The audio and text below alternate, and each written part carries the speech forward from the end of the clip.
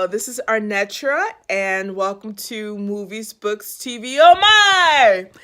It's been a while since I've uploaded, but I had to come back and do a quick take on the final season premiere of Game of Thrones.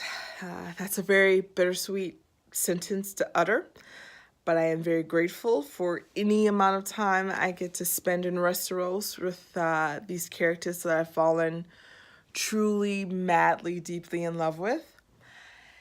It's aptly titled Winterfell because I believe all of the big, impactful, emotional scenes happen at Winterfell. We finally got all of the Starks back in one place at home. I loved all of the reunions, from the look on Arya's face as she saw Jon for the first time in years, and that breath that she took when she wanted to shout out to him, but she was just feeling a surfeit of emotion and she couldn't even speak.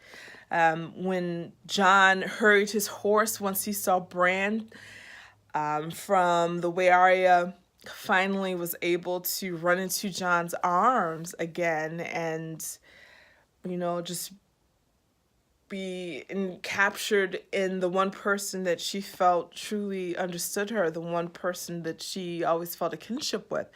It was wonderful to see the Starks again because I'm totally hashtag Team Stark.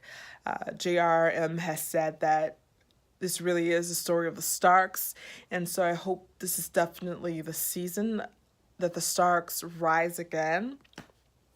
So it was great having all of them in one place. I liked the introducing of the new dynamics. It's the last season. It's very difficult to introduce new characters. It's very difficult to introduce new dynamics, new power plays, but I felt that they did a good job.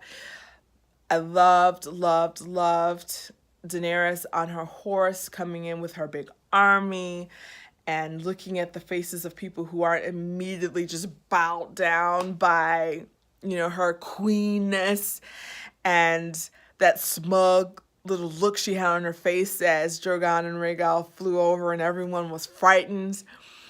Oh, and the shade of the episode, that look that Sansa gave Daenerys when Daenerys was trying, like, ooh, the North is as pretty as you are, and that up and down that Sansa gave Daenerys. The Winterfell is yours, your grace. Just the in it. I love it. Oh, I love that dynamic. And it's not Sansa being petty. I love in one look and in one line delivery, Sophie Turner is able to get across the encapsulation of, 7 seasons of Sansa's arc. The whole point of her arc is Sansa taking back her agency and accumulating power as a way to keep herself safe, as a way to keep her family safe.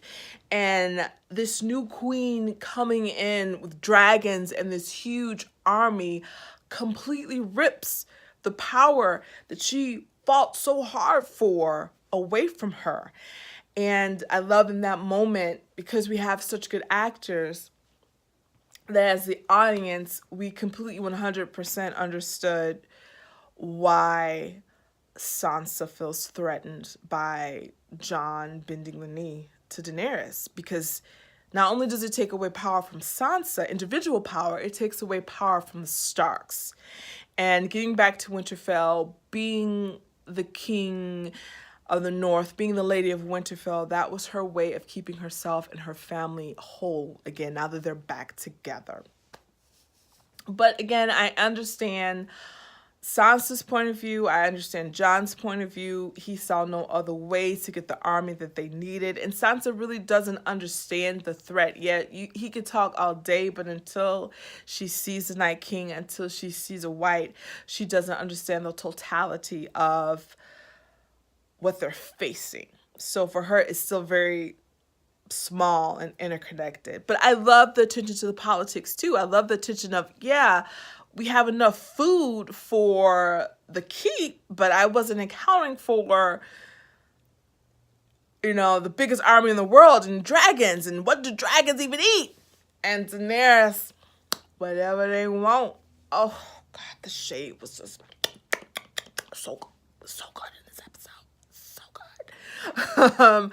And reunions. Back to reunions. I enjoyed the reunion between Arya and Hound. Obviously, it wasn't going to be this sweet, cuddly thing. They're not sweet, cuddly characters. I do think they're very much alike, and both Hound and Arya see that, and they react to that differently. The Hound sees it, he accepts it, and Arya's like, no, I don't want to be that. I don't want to be the Hound. So I enjoy that dynamic. The reunion between her and Gendry was cute, but it was also weird, and it's nothing against the actors. I think Maisie Williams and I forget the name of the actor, Joe Dempsey of Gendry. They're competent actors. It was a cute scene. Maisie Williams will always be that like 11, 12-year-old girl, so I can't see her as a woman, and I very much see Joe Dempsey as a man, so it was a little awkward to see them flirting. But I wonder if that's going to come to anything. Is it just like a cute little fan servicey moment, or are they speaking to things that will come in the future? Not only will Arya be Gendry's lady, will Gendry be, Arya's lord? Who knows? And that weapon that she wants him to make, I can't wait to see her yield. It looked almost like a lightsaber. So that dragonglass lightsaber. So I'm hyped to see Arya fight. I really, really enjoyed the pacing of the episode. I really do think it was well paced. I know a lot of people said it was rushed. They have a lot of plot to burn through, so they do have to get through things quickly. But I felt that the character beats had room to breathe, that we had, as audience members, we had enough time for those emotions to settle in and percolate. And dude, Jon rode Rhaegal. I whooped for joy seeing that. That's something I wanted since the start. Something we've all been expecting to happen, and just to finally see it. Talk about this last season being bittersweet. It felt really good. I was surprised, however, in how they used the scene narratively. I thought he would be writing Rhaegal in a moment of crises, in a moment of conflict. He's being surrounded by whites or the Night King, and Rhaegal swoops in and takes him away. But, I'll take a sweet joyride on Rhaegal and Drogon.